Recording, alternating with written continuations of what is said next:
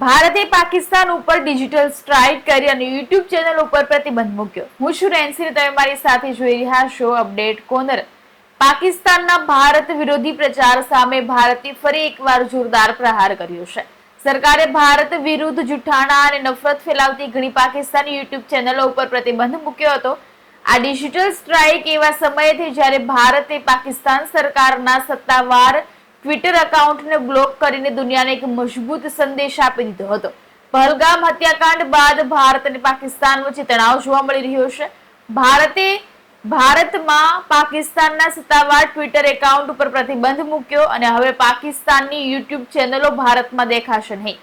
CCS બેઠકમાં ભારતે પોતાના માટે 5 મોટા નિર્ણયો લીધા. આમાં સિંધુ જળ સંધિથી લઈને અટારી સરહદ સુધી કડક પગલાં લેવામાં આવ્યા હતા. આ પછી પાકિસ્તાનમાં ભયનો માહોલ છે.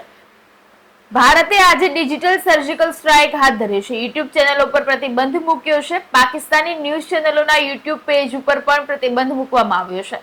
આ સાથે કેટલાક પાકિસ્તાની ન્યૂઝ ચેનલોના યુટ્યુબ પેજ ઉપર પણ પ્રતિબંધ મૂકવામાં આવ્યો છે.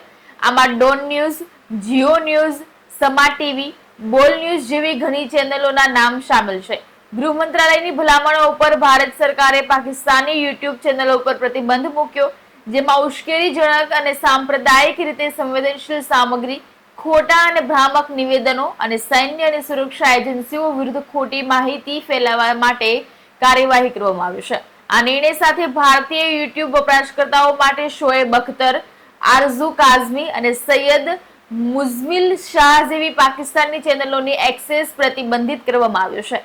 તો આ એક ફરીથી કંઈક સારો સંકેત છે કે ભારતે પાકિસ્તાની યુટ્યુબ ચેનલોને બંધ કરાવ્યું છે. આવા જ ઇન્ફોર્મેટિવ વિડીયો જોવા માટે અમારી ચેનલને શેર, લાઇક એન્ડ સબસ્ક્રાઇબ જરૂરથી કરજો.